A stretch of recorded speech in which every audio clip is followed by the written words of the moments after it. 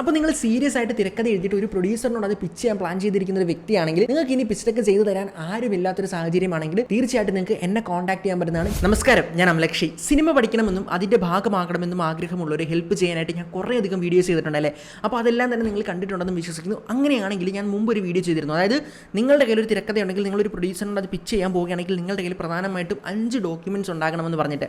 അപ്പോൾ ആ ഒരു വീഡിയോ നിങ്ങൾ കണ്ടിട്ടില്ലെങ്കിൽ ആ ഒരു വീഡിയോയുടെ സെക്കൻഡ് പാർട്ടാണിത്. അതുകൊണ്ട് തന്നെ ആ ഒരു വീഡിയോ കണ്ടിട്ട് ഈ ഒരു വീഡിയോ കാണുകയാണെങ്കിൽ അത് നിങ്ങൾക്ക് ഒരുപാട് യൂസ്ഫുൾ ആകുന്നതായിരിക്കും. അപ്പോൾ ഞാൻ ആ ഒരു വീഡിയോയിൽ പറഞ്ഞിരുന്ന 5 ഡോക്യുമെൻറ്റ്സ് നിങ്ങളുടെ കയ്യിലുണ്ടെങ്കിൽ നിങ്ങളൊരു തുടക്കക്കാരനാണെങ്കിൽ നിങ്ങൾക്ക് വളരെ കോൺഫിഡൻ്റ് ആയിട്ട് ഇത്തരത്തിലൊരു പ്രൊഡ്യൂസറിനോട് പോയി പിച്ച് ചെയ്യാനായിട്ട് പറ്റും. കാരണം നിങ്ങളുടെ മനസ്സിലപ്പം ഒരു തരത്തിലുള്ള ഡൗട്ട്സും ഉണ്ടാവുകയില്ല. ഓക്കെ, അങ്ങനെയാണെങ്കിൽ ആ 5 ഡോക്യുമെൻറ്റ്സ് നിങ്ങളുടെ കയ്യിലുണ്ടെന്ന് വിചാരിക്കുക. അതിനുശേഷം നിങ്ങളുടെ കയ്യിൽ ഉണ്ടായിരിക്കേണ്ട പ്രധാനപ്പെട്ട ഒരു ഡോക്യുമെൻ്റാണ് പിച്ച് ഡെക്ക് എന്ന് പറയുന്നത്. പിച്ച് ഡെക്ക് എന്താണെന്ന് സിമ്പിളായിട്ട് പറയുകയാണെങ്കിൽ നിങ്ങളുടെ ആ ഒരു സിനിമയെക്കുറിച്ചുള്ള ഓവറോൾ ഒരു ടോൺ എന്താണെന്നുള്ളത് ഒരു 5, 6, 10 പേജിലൂടെ ഒരു പ്രൊഡ്യൂസറിനെ പെട്ടെന്ന് മനസ്സിലാക്കി. അതായത് നിങ്ങളൊരു പിച്ച് ഡെക്ക് എടുത്ത് കൊടുക്കുകയാണെങ്കിൽ പുള്ളിക്ക് ജസ്റ്റ് ഒന്ന് സ്ക്രോൾ ചെയ്യുകയാണെങ്കിൽ തന്നെ നിങ്ങളുടെ ആ ഒരു സിനിമയുടെ കഥ എന്താണെന്നും അതിൻ്റെ ആ ഒരു മൊത്തത്തിലുള്ള ജോണർ എന്താണെന്നും അതിൻ്റെ ടോൺ എന്താണെന്നും അതിൽ അഭിനയിക്കുന്ന കാസ്റ്റും ക്രൂവും ആരൊക്കെയാണ്, ടെക്നീഷ്യൻസ് മറ്റ് ആൾക്കാർ ആരൊക്കെയാണ്, ഇതൊക്കെ പെട്ടെന്ന് മനസ്സിലാക്കാനും ഓവറോൾ ഒരു ഐഡിയ കിട്ടാനും ഹെൽപ്പ് ചെയ്യുന്ന ഒരു ടൂളാണ് ഈ പറഞ്ഞ പിച്ച് ഡെക്ക് എന്ന് പറയുന്നത്. ഓക്കെ, അങ്ങനെയാണെങ്കിൽ ഇവിടെ പിച്ച് ഡെക്കിൻ്റെ ഏറ്റവും വലിയ പ്രത്യേകത എന്താണെന്ന് വെച്ചാൽ നിങ്ങൾ എത്ര നല്ല തിരക്കഥ എഴുതിയെന്ന് പറഞ്ഞാലും നിങ്ങളുടെ പിച്ച് ഡെക്ക് മോശമാണെങ്കിൽ അത് നോക്കുന്ന ആൾക്ക് അത് ഇഷ്ടപ്പെട്ടില്ലെങ്കിൽ പിന്നെ നിങ്ങളുടെ കഥ കേൾക്കാനോ തിരക്കഥ വായിക്കാനോ അവർ നിങ്ങൾക്ക് സമയം തരണമെന്നില്ല. അതായത് സിമ്പിളായിട്ട് പറയുകയാണെങ്കിൽ ഞാൻ ഡീറ്റെയിൽ ആയിട്ട് നല്ലൊരു കിടിലം വീഡിയോ ചെയ്തെന്ന് വിചാരിക്കാം. ആ ഒരു വീഡിയോയ്ക്ക് ഞാൻ ഒരു മോശം തമ്പനയിലാണ് കൊടുക്കുന്നതെങ്കിൽ നിങ്ങൾ ആ തമ്പനയിൽ കണ്ടിട്ട് ക്ലിക്ക് ചെയ്യാതെ പോകും. ആ വീഡിയോയ്ക്കകത്ത് ഇനി എത്ര നല്ല കണ്ടന്റ് ഞാൻ കൊടുത്തെന്ന് പറഞ്ഞാലും കാര്യമില്ല. അപ്പോൾ നിങ്ങളുടെ തിരക്കഥ എന്ന് പറഞ്ഞാൽ ആ ഒരു ലോങ് വീഡിയോയ്ക്ക് സമമാണെങ്കിൽ ഇവിടെ തമ്പനയിൽ എന്ന് പറഞ്ഞാൽ പിച്ച് ഡെക്കിന് സമമാണ്. അപ്പോൾ ഏറ്റവും ബെസ്റ്റ് തിരക്കഥയാണെങ്കിൽ ഏറ്റവും ബെസ്റ്റ് പിച്ച് ഡെക്ക് തന്നെ തയ്യാറാക്കാനായിട്ട് നിങ്ങൾ ശ്രമിക്കുക. അപ്പോൾ ഇന്നത്തെ വീഡിയോയിലൂടെ എന്താണ് പിച്ച് ഡെക്ക്, അതെങ്ങനെയാണ് ചെയ്യേണ്ടത്, ഇതിനൊപ്പം തന്നെ പിച്ച് ഡെക്കിലെ ഓരോ പേജസിലും എന്തെല്ലാമാണ് നിങ്ങൾ കൊടുക്കേണ്ടത് തുടങ്ങിയ കാര്യങ്ങളാണ് നമ്മൾ ഡീറ്റെയിൽ ആയിട്ട് നോക്കാനായിട്ട് പോകുന്നത്. ഇത് ഞാൻ വെറുതെ അങ്ങ് പറഞ്ഞു തരികയല്ല, പകരം കൈദി എന്ന് പറയുന്ന ആ ഒരു സിനിമയുടെ ഒരു സാമ്പിൾ പിച്ച് ഡെക്ക് ഉണ്ടാക്കിയിട്ട് അത് വെച്ചിട്ടാണ് ഞാൻ നിങ്ങൾക്ക് ഇത് പറഞ്ഞു തരുന്നത്. അപ്പോൾ നിങ്ങൾക്ക് ഈസി ആയിട്ട് മനസ്സിലാവുന്നതാണ്. ഇതിനൊപ്പം തന്നെ ഇത്തരത്തിൽ സാധാരണ പിച്ച് ഡെക്കിൽ ആരും കൊടുക്കാത്ത 1-2 പേജസ് എന്തെല്ലാം ആയിരിക്കണമെന്ന് കൂടി ഞാൻ പറഞ്ഞു തരുന്നുണ്ട്. അതിനൊപ്പം തന്നെ സാധാരണ ആൾക്കാർ പിച്ച് ഡെക്കിൽ കൊടുക്കുന്ന ചില പേജസുകൾ ഞാൻ ഒഴിവാക്കുന്നുണ്ട്. അതിൻ്റെ ഡിസ്അഡ്വാൻറ്റേജസ് എന്തെല്ലാമാണെന്നും കൃത്യമായി പറയുന്നുണ്ട്. അങ്ങനെയാണെങ്കിൽ നമുക്ക് വീഡിയോയിലേക്ക് കടക്കാം. അങ്ങനെയാണെങ്കിൽ 2026 എങ്ങനെയായിരിക്കണം നല്ലൊരു പിച്ച് ഡെക്ക് നിങ്ങൾ തയ്യാറാക്കി പ്രസൻറ്റ് ചെയ്യേണ്ടതെന്നാണ് ഞാൻ ഇന്നത്തെ വീഡിയോയിലൂടെ പറഞ്ഞു തരാനായിട്ട് പോകുന്നത്. അപ്പോൾ നിങ്ങൾ ഈ സ്ക്രീനിൽ കാണുന്നത് കൈദി എന്ന് പറയുന്ന ആ ഒരു സിനിമയുടെ പിച്ച് ഡെക്കിൻ്റെ സാമ്പിൾ നിങ്ങളെ പഠിപ്പിക്കാൻ വേണ്ടിയിട്ട് ഞാൻ തന്നെ ഉണ്ടാക്കിയതാണ്. ഇതൊരിക്കലും ആ ഒരു സിനിമയുടെ ഒഫീഷ്യലായിട്ടുള്ള പിച്ച് ഡെക്ക് അല്ല. ഓക്കെ, അങ്ങനെയാണെങ്കിൽ നമ്മൾ ആദ്യത്തെ സ്ക്രീനിൽ കാണുന്നതാണ്. അതായത് പിച്ച് ഡെക്കിൻ്റെ ആ ഒരു ഫസ്റ്റ് പേജിൽ തന്നെ ഇവിടെ കൊടുത്തിട്ടുള്ളത് ആ ഒരു സിനിമയുടെ ടൈറ്റിലാണ്. അപ്പോൾ ടൈറ്റിലും കൊടുത്തിട്ടുണ്ട്, റൈറ്റർ ആരാണെന്ന് കൊടുത്തിട്ടുണ്ട്.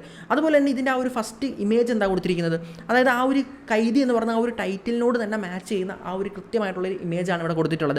അപ്പം ഈ ഒരു ഇമേജ് ഞാൻ ഇത്തരത്തിൽ സിനിമയിൽ നിന്ന് ആ ഒരു സ്ക്രീൻഷോട്ട് എടുത്തിട്ട് റഫറൻസ് ഇമേജ് കൊടുത്തിട്ട് AI വെച്ചിട്ട് ജനറേറ്റ് ചെയ്ത് എടുത്തതാണ് ഈ ഒരു ഇമേജ് എന്ന് പറയുന്നത്. ഇതിപ്പോൾ ഓൾറെഡി സിനിമ ഇറങ്ങിയതുകൊണ്ട് എനിക്കിങ്ങനെ ചെയ്യാനായിട്ട് പറ്റി. എന്നിരുന്നാൽ പോലും നിങ്ങൾ ആദ്യമായിട്ടാണ് ഇത്തരത്തിൽ പിച്ച് ഡെക്ക് തയ്യാറാക്കുന്നതെങ്കിൽ നിങ്ങളുടെ ആ ഒരു ഐഡിയ, അതായത് കൈവിലം ഇട്ടൊരാൾ നിൽക്കുന്നു എന്നുള്ളൊരു പ്രോംപ്റ്റ് കൊടുക്കാമെങ്കിൽ നിങ്ങൾക്ക് അത്തരത്തിലൊരു ഇമേജ് ഇത്തരത്തിൽ ജനറേറ്റ് ചെയ്തെടുക്കാൻ പറ്റും. ആ ഒരു ഇമേജ് ഇവിടെ കൊടുത്താൽ മതിയാവും. ഓക്കെ, അങ്ങനെയാണെങ്കിൽ ഫസ്റ്റ് പേജിൽ തന്നെ ആ ഒരു മൂഡ് എന്താണെന്നുള്ളത് കിട്ടിക്കഴിഞ്ഞു. അങ്ങനെയാണ് നമുക്കിനി അടുത്ത പേജിലേക്ക് പോകാം. അപ്പോൾ അടുത്ത പേജിലേക്ക് പോകുന്ന സമയത്ത് അവിടെയാണ് നിങ്ങൾ നിങ്ങളുടെ സിനിമയുടെ ആ ഒരു ലോഗ് ലൈൻ കൊടുക്കേണ്ടത്. ഇപ്പോൾ ലോഗ് ലൈൻ എന്താണ് നമ്മുടെ മുമ്പത്തെ വീഡിയോയിൽ നമ്മൾ കൃത്യമായിട്ട് പറയുന്നുണ്ടല്ലേ. അതിന് മുമ്പത്തെ വീഡിയോയിൽ നമ്മൾ ഇത്തരത്തിൽ ലോഗ് ലൈൻ തയ്യാറാക്കാൻ നേരം ഉണ്ടായിരിക്കേണ്ട 4 എലമെൻറ്റുകളെ പറ്റിയൊക്കെ പറയുന്നുണ്ട്. ഓക്കെ, അപ്പോൾ അതെല്ലാം കൂടി ഉൾക്കൊള്ളിച്ചുകൊണ്ട് നല്ലൊരു ലോഗ് ലൈനാണ് നിങ്ങളിവിടെ എഴുതേണ്ടത്.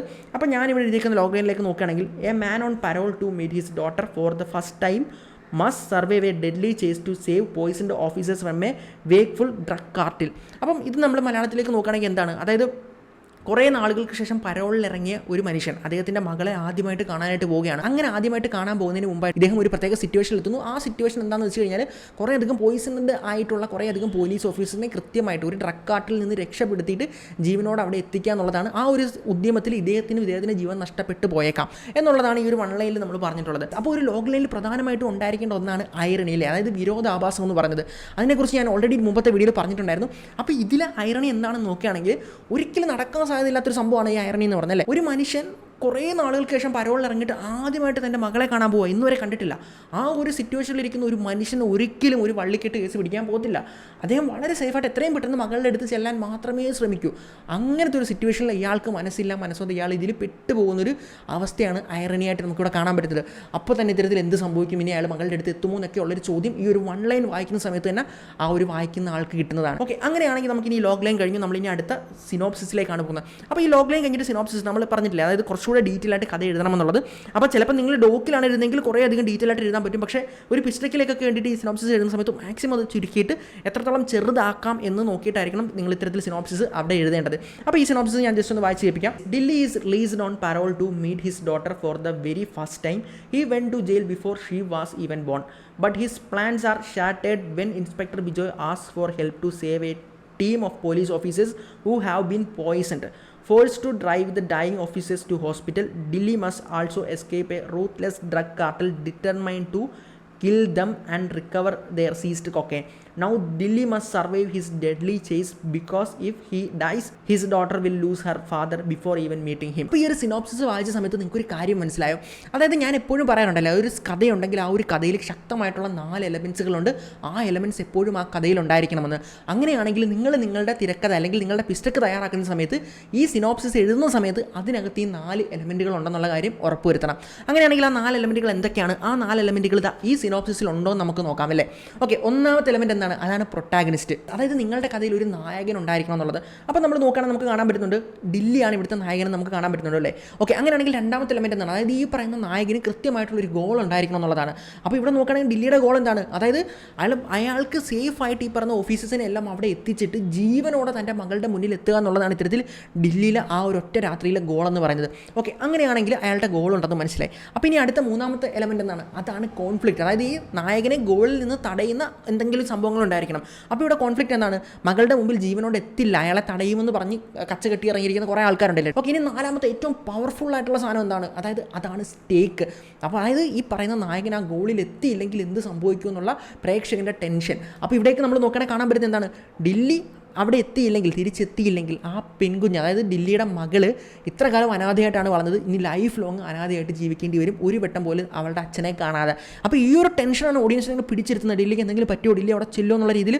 അതാണ് അവിടുത്തെ ഇമോഷൻ എന്ന് പറയുന്നത്. അപ്പോൾ ഈ ഒരു ഒറ്റ സിനോപ്സിസ് വായിച്ച സമയത്ത്, ഈ ഒരു ഒറ്റ പാരഗ്രാഫ് സിനോപ്സിസ് വായിച്ച സമയത്ത് തന്നെ അതിനകത്ത് ഈ 4 എലമെൻറ്റ്സ് ഒളിഞ്ഞിരിപ്പുണ്ട്.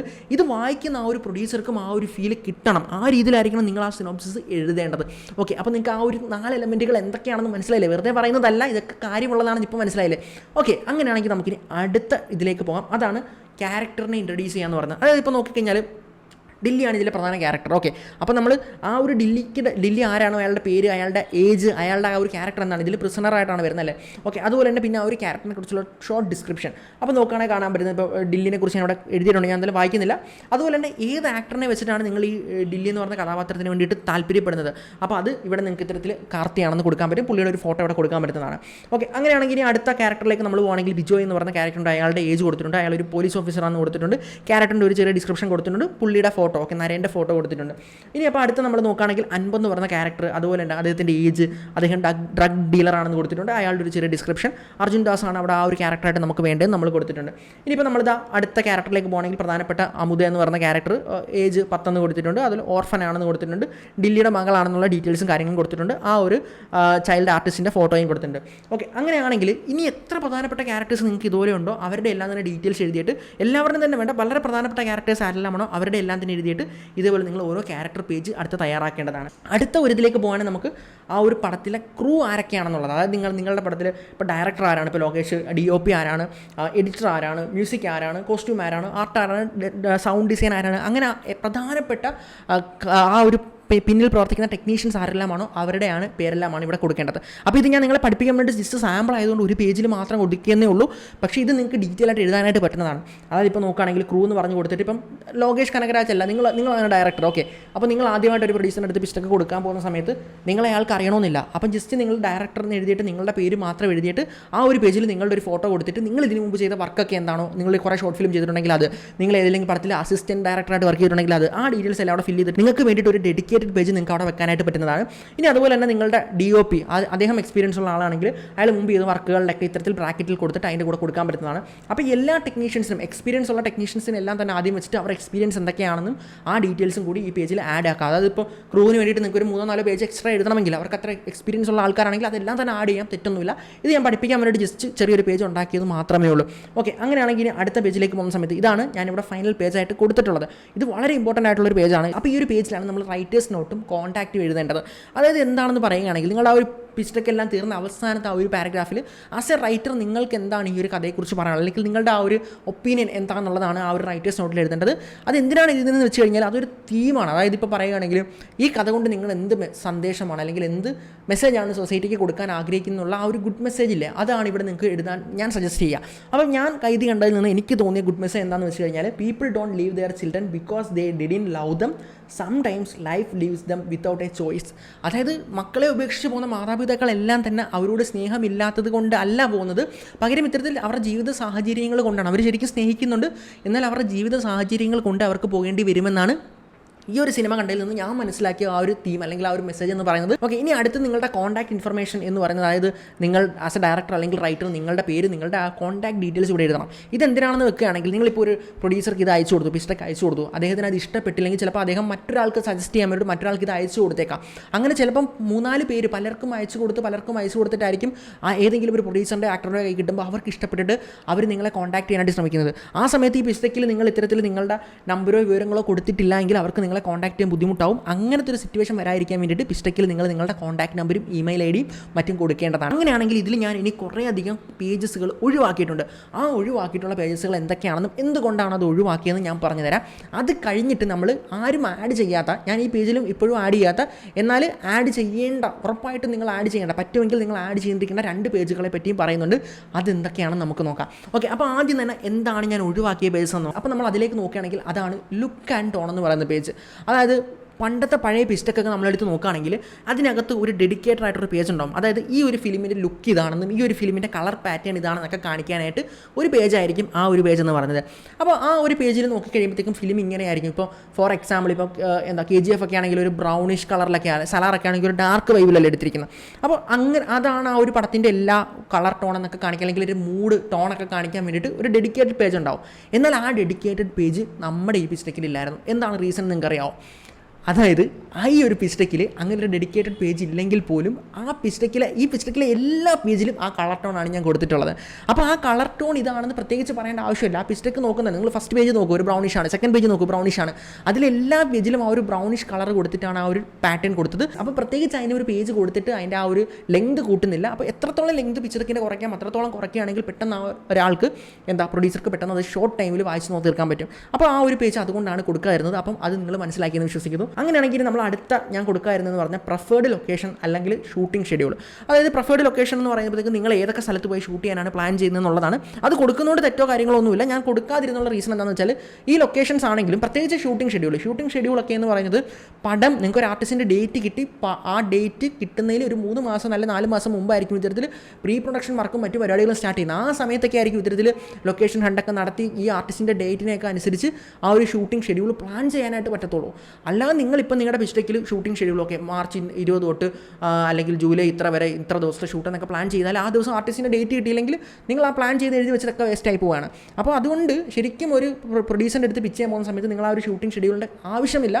ഇത് ഈ പ്രൊഡ്യൂസറിൻ്റെ അടുത്ത് പിച്ച് ചെയ്ത് കഴിഞ്ഞ് പുള്ളിക്ക് ഇഷ്ടപ്പെട്ട് പുള്ളി പിന്നെ ആർട്ടിസ്റ്റിൻ്റെ അടുത്ത് വിട്ട് പിന്നെ ആർട്ടിസ്റ്റ് നിങ്ങൾക്ക് ഡേറ്റ് തന്ന് പിന്നീട് ആ ഡേറ്റ് എന്നാണോ അതിനനുസരിച്ചാണ് പിന്നീടാണ് ഷെഡ്യൂളൊക്കെ ചെയ്യേണ്ടത്. വെറുതെ ഒരു പേജിൽ നിങ്ങൾ ഷൂട്ടിംഗ് ഷെഡ്യൂൾ എഴുതിയിട്ട് നിങ്ങളുടെ ടൈം വേസ്റ്റ് ആവേണ്ട. അങ്ങനെ നിങ്ങൾ എഴുതിയാലും ആ സാധനം എല്ലാം തന്നെ മാറിപ്പോകും. അപ്പോൾ ഇതുപോലെ തന്നെ പിസ്റ്റക്കിൽ നിന്ന് ഒഴിവാക്കിയിട്ടുള്ള മറ്റൊരു പേജാണ് ബഡ്ജറ്റ് എന്ന് പറയുന്നത്. അപ്പോൾ ബഡ്ജറ്റ് എന്തുകൊണ്ടാണ് ഒഴിവാക്കിയെന്ന് ചോദിക്കുകയാണെങ്കിൽ നിങ്ങൾ നിങ്ങളുടെ പിസ്റ്റക്കുമായിട്ട് ഒരു പ്രൊഡ്യൂസറിൻ്റെ അടുത്ത് പോയി ആ പേജൊക്കെ അയാൾ വായിച്ച് നോക്കിയിട്ട് അവസാനം നിങ്ങളൊരു ബഡ്ജറ്റ് ഇട്ടിരിക്കുന്നു. ആ ബഡ്ജറ്റ് ഇട്ടിരിക്കുന്നത് കാണുമ്പോൾ തന്നെ ആ പ്രൊഡ്യൂസർക്ക് അറിയാം ആ ബഡ്ജറ്റിനുള്ളിൽ ആ പടം തീരില്ല എന്നുള്ളത്. കാരണം നമ്മളെക്കാൾ നന്നായിട്ട് ബഡ്ജറ്റ് ഇടാൻ ആ പ്രൊഡ്യൂസർക്ക് അറിയാം. അയാൾ എത്ര പടം ചെയ്ത മനുഷ്യനായിരിക്കും, അല്ലെങ്കിൽ അവിടെ അതിനുള്ള ടീമുണ്ട്, അവർ ആ പണി വൃത്തിയായിട്ട് ചെയ്തോളും. നമ്മൾ പോയിട്ടൊരു ബഡ്ജറ്റ് ഇട്ട് പേജിനകത്ത് കണക്കെഴുതി കാണിക്കേണ്ട ആവശ്യമില്ല. പകരം നിങ്ങൾ പിസ്റ്റക്കും കാര്യങ്ങളൊക്കെ കൊടുത്തു കഴിയുമ്പോൾ പ്രൊഡ്യൂസർ ചിലപ്പോൾ ചോദിക്കാം ഇതിന് എത്ര ബഡ്ജറ്റ് വരുന്നു, അപ്പോൾ നിങ്ങൾ അറിയില്ല എന്ന് പറയരുത്. അങ്ങനെ പറയാതിരിക്കാൻ വേണ്ടിയിട്ട് നിങ്ങൾക്ക് ബഡ്ജറ്റ് എത്രയാണെന്ന് കാൽക്കുലേറ്റ് ചെയ്തിട്ട് നിങ്ങളുടെ മനസ്സിൽ വെക്കാം. അത് മേ ബി ഒരു 8 തൊട്ട് 10 കോടി വരെ ആകുമെന്നുള്ളൊരു ബഡ്ജറ്റ് നിങ്ങൾക്ക് അങ്ങനെ മനസ്സിൽ പ്ലാൻ ചെയ്യാം. പകരം അല്ലാതെ കൃത്യമായിട്ട് അതെല്ലാം പിസ്റ്റക്കിൽ എഴുതി വെക്കരുത്. കാരണം അതെല്ലാം തന്നെ പൊളിയും. അതായത് അവരുടെ പണി അവർക്കറിയാം, അത് നമ്മൾ ചെയ്യേണ്ട ആവശ്യമില്ല. നമ്മളുടെ മനസ്സിൽ ആ ഒരു ധാരണ ഉണ്ടായാൽ മതി. അപ്പോൾ ആ ഒരു ധാരണയ്ക്ക് വേണ്ടിയിട്ട് ബഡ്ജറ്റ് ഇടുന്നതിനെ പറ്റി നിങ്ങൾക്ക് അറിയണമെങ്കിൽ എങ്ങനെയാണ് ഒരു സിനിമയുടെ തിരക്കഥ വായിച്ചിട്ട് ബഡ്ജറ്റ് ഇടേണ്ടേ എന്നുള്ള ഡീറ്റെയിൽ വീഡിയോ ഞാൻ മുമ്പ് ചെയ്തിട്ടുണ്ട്. അതിൻ്റെ ലിങ്ക് ഇവിടെ കൊടുക്കുന്നതാണ്. നിങ്ങൾക്ക് അത് നോക്കി മനസ്സിലാക്കാൻ പറ്റുന്നതാണ്. പക്ഷേ ബഡ്ജറ്റിൻ്റെ ഇതിൽ ആഡ് ചെയ്യണമെന്ന് നിർബന്ധമില്ല. അപ്പോൾ ഞാൻ ഈ ഒഴിവാക്കിയ പേജസിൻ്റെയൊക്കെ കാര്യം പറഞ്ഞത് മുമ്പ് ഞാൻ ഈ പിച്ച് ഡെക്ക് തയ്യാറാക്കിയ സമയത്ത് ഇതൊക്കെ ഞാൻ തയ്യാറാക്കിയിട്ടുണ്ടായിരുന്നു. എന്നാൽ ഈ ഓൾറെഡി സിനിമ ചെയ്ത പല ഡയറക്ടേഴ്സിനോട് ഞാൻ സംസാരിച്ചിട്ട് എൻ്റെ പിച്ച് ഡെക്കൊക്കെ അവരെ കാണിച്ച സമയത്താണ് അവരാണ് എന്നോട് ഇങ്ങോട്ട് പറഞ്ഞത് ഇത്തരത്തിൽ ഈ പേജസ് ഒന്നും വേണ്ട, ഇന്ന രീതിയാണ് എന്നൊക്കെ പറഞ്ഞു തന്ന് മനസ്സിലാക്കിയപ്പം അവരുടെ അഭിപ്രായം കൂടിയാണ് ഞാൻ നിങ്ങൾക്ക് ഇപ്പോൾ പറഞ്ഞു തരുന്നത്, ഇതൊന്നും വേണ്ട എന്നുള്ളത്. അങ്ങനെയാണെങ്കിൽ നിങ്ങൾ ഇനി ആഡ് ചെയ്തിരിക്കേണ്ട 2 പേജസിനെ പറ്റി പറഞ്ഞു തരാം. ഒന്നാമതാണ് investment and ROI, return on investment എന്ന് പറഞ്ഞത്. അപ്പോൾ എന്താണ് ഇൻവെസ്റ്റ്മെൻറ്റ്, എന്താണ് ROI, റിട്ടേൺ ഓൺ ഇൻവെസ്റ്റ്മെൻറ്റ് എന്ന് നമുക്ക് നോക്കാം. അപ്പോൾ ഇൻവെസ്റ്റ്മെൻറ്റ് എന്താണെന്ന് പറയുകയാണെങ്കിൽ നിങ്ങളുടെ സിനിമയിൽ ഏതെങ്കിലും ഒരു സ്ഥാപനത്തെ അല്ലെങ്കിൽ ഏതെങ്കിലും എന്തിനേലേക്ക് പ്രൊമോട്ട് ചെയ്യാനായിട്ട് ഇൻഡയറക്റ്റ്ലി പ്രൊമോട്ട് ചെയ്യാനായിട്ട് ഒരു അവസരമുണ്ടെങ്കിൽ അതിനെയാണ് ഇൻവെസ്റ്റ്മെൻറ്റ് എന്ന് പറയുന്നത്. അപ്പോൾ പെട്ടെന്ന് പറഞ്ഞ് മനസ്സിലാക്കി തരാനാണെങ്കിലും നിങ്ങൾ കണ്ടിട്ടുള്ള സിനിമയായിരിക്കും മഗധീര അല്ലേ. മഗധീര എന്ന് പറഞ്ഞ സിനിമയുടെ ആ ഒരു കഥ എന്താണ്, ഒരു ബൈക്ക് റൈഡർ, ഹർഷൻ എന്ന് പറഞ്ഞൊരു ബൈക്ക് റൈഡർ ഉണ്ടെന്നുള്ളതാണ് അതിൻ്റെ ആ ഒരു കഥയിൽ വരുന്നൊരു ഭാഗമല്ലേ. അപ്പം ആ ഒരു ബൈക്ക് റൈഡറിന് റൈഡ് ചെയ്യാനൊരു ബൈക്ക് വേണം. ആ ഒരു ബൈക്ക് റൈഡിങ്ങുമായിട്ട് ബന്ധപ്പെട്ട കുറേ ഇവൻറ്റ്സ് നടക്കുന്നുണ്ട്. അങ്ങനെയാണെങ്കിൽ അവിടെ ഒരു ഓപ്പർച്യൂണിറ്റി ഉള്ളത് എന്താണ്, അതായത് ഏത് ബൈക്കാണോ ആ ഒരു ഹീറോ യൂസ് ചെയ്യുന്നത് ആ ഒരു ബൈക്ക് ഇത്തരത്തിൽ ആ ഒരു ബൈക്കിൻ്റെ ഒരു അഡ്വർടൈസ്മെൻറ്റ് കിട്ടുകയാണ്. ആ ഒരു അഡ്വർടൈസ്മെൻറ്റിലൂടെ ഇത്തരത്തിൽ കുറേ അധികം ആൾക്കാർ ആ ബൈക്ക് കാണുകയാണ്, ആ ഒരു ബൈക്കിൻ്റെ ഒരു പ്രൊമോഷൻ കിട്ടുകയാണ്. അപ്പോൾ രാംചരൺ ഉപയോഗിച്ച ബൈക്ക് എന്ന് പറഞ്ഞിട്ട് കുറേ ആൾക്കാർ ആ ബൈക്ക് വാങ്ങാനുള്ള സാധ്യതയുണ്ട് അല്ലേ. ആ ഒരു സാധനമാണ് ഇൻവെസ്റ്റ്മെൻറ്റ് എന്ന് പറഞ്ഞത്. അപ്പം ആ സിനിമയിൽ അവർ ഇത്തരത്തിൽ എടുത്തിരിക്കുന്ന ഹീറോ ഹോണ്ട എന്ന് പറഞ്ഞ ബൈക്കാണ് രാംചരൺ ഉപയോഗിച്ചിരിക്കുന്ന കരീഷ്മ ആറാണ്. ഹീറോ ഹോണ്ട തന്നെ വേണമെന്ന് തിരക്കഥയിൽ ഒരു നിർബന്ധമില്ല, ഒരു ബൈക്ക് എന്നുള്ളത് മാത്രമേ ഉള്ളൂ. അപ്പം ആ സമയത്ത് നിങ്ങൾ പിസ്റ്റക്ക് തയ്യാറാക്കാൻ നേരം അവിടെ ഇൻവെസ്റ്റ്മെൻറ്റ് ഓപ്പർച്യൂണിറ്റീസ് എന്താണ്, യമഹായുടെ ഓപ്ഷൻ ഉണ്ട്, സുസുക്കിയുടെ ഓപ്ഷൻ ഉണ്ട്, ഹീറോ ഹോണ്ടയുടെ ഓപ്ഷൻ ഉണ്ട്. അപ്പോൾ ഇത്ര ഇൻവെസ്റ്റ്മെൻറ്റ് ഓപ്പർച്യൂണിറ്റീസ് അവിടെ നിന്ന് കിട്ടും. അതായത് അവരുടെ ബൈക്കാണ് സിനിമയിൽ കാണിക്കുന്നതെങ്കിൽ അല്ലെങ്കിൽ അവരുടെ ആ ഒരു അഡ്വർടൈസ്മെൻ്റ് ആണ് കാണിക്കുന്നതെങ്കിൽ അവിടെ നിന്ന് ഇൻവെസ്റ്റ്മെൻറ്റ് കിട്ടുമെന്നുള്ള രീതിയിൽ. ഇനി മറ്റൊരു എക്സാമ്പിൾ എടുക്കുകയാണെങ്കിൽ ഇത്തരത്തിൽ രാമലീല സിനിമ നിങ്ങൾ കണ്ടിട്ടുണ്ടാവും. അതിനകത്ത് ആ ഒരു ഉദയഭാനു എന്ന് പറഞ്ഞ ക്യാരക്ടർ ഇത്തരത്തിൽ ഒരു റെഡ് ബുൾ കുടിക്കുന്ന സീൻ കാണിക്കുന്നുണ്ട്. അവിടെ തിരക്കഥയിൽ ഒരിക്കലും റെഡ് ബുൾ തന്നെ വേണമെന്ന് യാതൊരു നിർബന്ധമില്ല, കൊക്കക്കോളയെന്ന് എഴുതാം അല്ലെങ്കിൽ മിറണ്ടെന്ന് എഴുതാം. അപ്പോൾ അവിടെ ഓപ്ഷൻ എന്താണ്, ഇൻവെസ്റ്റ്മെൻറ്റ് ഓപ്പർച്യൂണിറ്റിയാണ്. അതായത് ആ ഒരു കോള കമ്പനികളെ സമീപിച്ചിട്ട് ഓക്കെ നിങ്ങളുടെ ആ ഒരു ഇത് നമ്മുടെ സിനിമയിൽ കാണിക്കുന്നുണ്ട്, ഇൻവെസ്റ്റ്മെൻറ്റ് കിട്ടുമോ. അപ്പോൾ ഈ പറഞ്ഞ അവസരങ്ങൾ ഇന്ന അവസരങ്ങൾ ഉണ്ടെന്നുള്ളത് നിങ്ങൾ ജസ്റ്റ് പിസ്റ്റക്കിൽ ഒന്ന് നോട്ട് ചെയ്ത് വെക്കുന്നതിനാണ് ഈ പറഞ്ഞ ഇൻവെസ്റ്റ്മെൻറ്റ് ഓപ്പർച്യൂണിറ്റി എന്ന് പറയുന്നത്. ഒരു കാര്യം നിങ്ങൾ ശ്രദ്ധിക്കേണ്ടത്, ഇത് നിങ്ങൾ ജസ്റ്റ് ഒന്ന് എഴുതി വെക്കുന്ന മാത്രമേ ഉള്ളൂ. ഇതിൻ്റെ പുറകിന് പോകാനും കമ്പനികളോട് കോട്ട് ചെയ്യാനൊക്കെ ഈ പ്രൊഡക്ഷൻ ടീമിൽ ആളുണ്ടാവും. നിങ്ങളതൊന്നും ചെയ്യേണ്ട, ജസ്റ്റ് ഒന്ന് കാണിച്ചു കൊടുക്കുക, അപ്പോൾ ഇങ്ങനെ ഒരു അവസരം ഉണ്ട് എന്നുള്ളത് മാത്രം കാണിച്ചു കൊടുക്കുക. അങ്ങനെയാണെങ്കിൽ പടം തുടങ്ങുന്നതിന് മുമ്പ് തന്നെ ഇത്തരത്തിൽ എന്താ പറയുക കുറേ അധികം ഇൻവെസ്റ്റ്മെൻറ്റ് കിട്ടിയിട്ട് ആ പ്രൊഡ്യൂസറുടെ റിസ്ക് അവിടെ കുറയുന്നതായിരിക്കും. ഓക്കെ, അങ്ങനെയാണെങ്കിൽ ഇനി അടുത്ത ROI എന്താണ്, അതായത് റിട്ടേൺ ഓൺ ഇൻവെസ്റ്റ്മെൻറ്റ് എന്ന് പറഞ്ഞാൽ എന്താണ്, അതായത് എവിടെ നിന്നെല്ലാം ഈ പറഞ്ഞ ബാക്കി ക്യാഷുകൾ കിട്ടാൻ പറ്റും. അതായത് ഇപ്പോൾ മ്യൂസിക്കിൻ്റെ rights, OTT rights, satellite rights, അങ്ങനെയുള്ള കാര്യങ്ങളുടെയൊക്കെ ഒരു ധാരണ എവിടെയെല്ലാം ഇത് സെല്ല് ചെയ്യാൻ പറ്റും എന്നുള്ളതാണ് ഇത്തരത്തിൽ. അതും നിങ്ങൾക്ക് അവിടെ എഴുതാനായിട്ട് പറ്റുന്നതാണ്. അടുത്ത നിങ്ങൾ ആഡ് ചെയ്താൽ നന്നാവുന്ന ഒന്നാണ് മാർക്കറ്റിംഗ് ആൻഡ് ഡിസ്ട്രിബ്യൂഷൻ സ്ട്രാറ്റജി എന്ന് പറഞ്ഞാൽ. അതായത് മാർക്കറ്റിംഗ് എന്ന് പറയുന്നത് ഇന്നത്തെ കാലത്ത് വളരെ ഇമ്പോർട്ടൻ്റ് ആയിട്ടുള്ളൊരു കാര്യമാണ്.